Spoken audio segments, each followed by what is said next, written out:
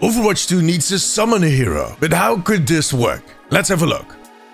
This is a topic that I have been talking about for the longest time. Overwatch does have a nice variety of hero archetypes in their lineup, ranging from the more classic FPS shooter heroes like Soldier 76 to a hamster in a huge mech, rolling around and booping people off the map. Over the years, they have been taking inspiration from other games, but they also have designed some unique, never-before-seen kits that later were copied by others. But one hero type that is still missing up till today is the summoner or pet hero. The type of hero that has one or even multiple minions fighting by its side that are somewhat intelligent and that do a semi-independent job. And that job can be anything. The most obvious one is damage, of course, but it could also be healing or debuffs. It could be all of the above. I don't care. I just want to see a hero with a pet. With every single hero unveiled, I always had that twinkle of hope that it was going to be a pet hero. And there were a few occasions that I really thought it was going to happen. When they announced Ashe, for instance, they showed off that animated short and there was a split second, a few minutes even, where it looked like Bob was going to be that minion that ran around with Ashe and that helped her doing all kinds of killing. Sadly, he doesn't do much running.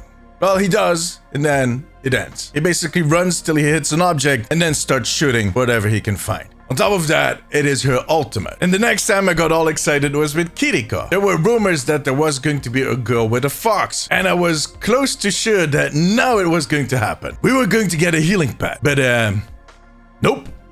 You know what? This time around, it wasn't even really the ultimate. It was an animation effect on the ultimate. But why am I so keen to get a pet hero in Overwatch? Although I don't think I'm the only one. Well, look, I used to play a lot of World of Warcraft. I talked about this before. And two classes I quite enjoyed a lot were on one end Hunter, where you can summon all kinds of animals to assist you. But my favorite one was Warlocks, a summon class. And they summoned demons, which is metal. And those demons were enslaved, luckily.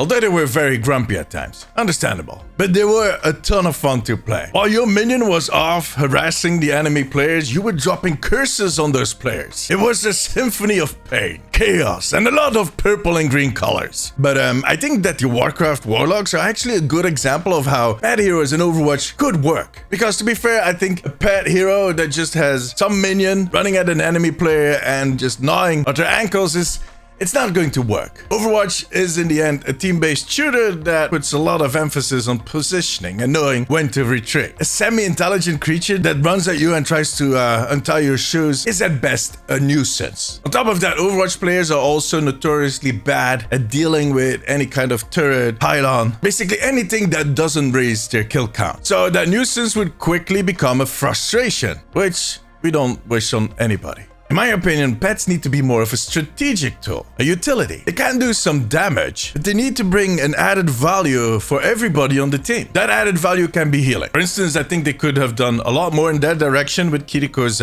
Spirit Fox. Like an ability on a mid to really long cooldown that could help you out on those moments where you need that little extra push of healing. So you summon your Spirit Fox and they jump from one player to the other, healing them and maybe giving them a little speed boost. And at that point, you can teleport away to rescue that Reinhardt that charged off again.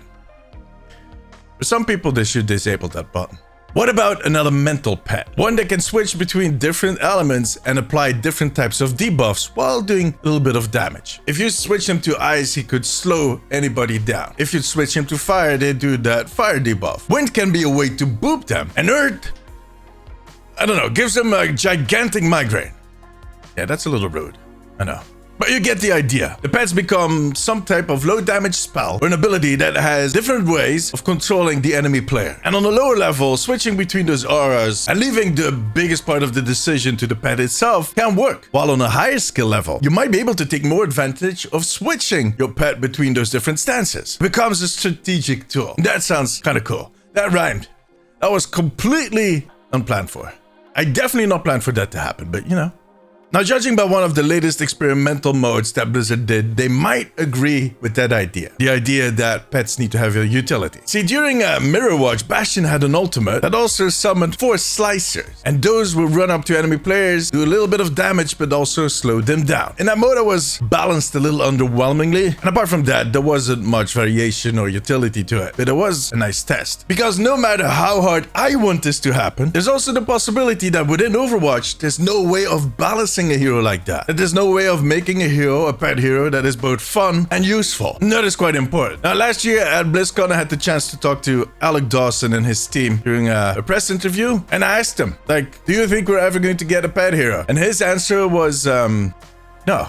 Well, not really. He said never say never, but that currently in Overwatch there's already so much going on that an extra character like a pet running around would only make it worse. And I can understand that in a time where a part of the community is pushing really hard to go back to 6 versus 6, and some people are even talking 7 versus 7, that the chances of that problem getting any better are very slim. But like Alex said, never say never. I'm not going to stop talking about this.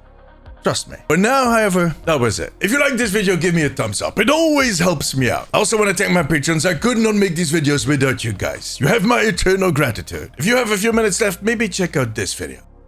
Click it. And above all, take care of yourself, take care of each other. Bye-bye.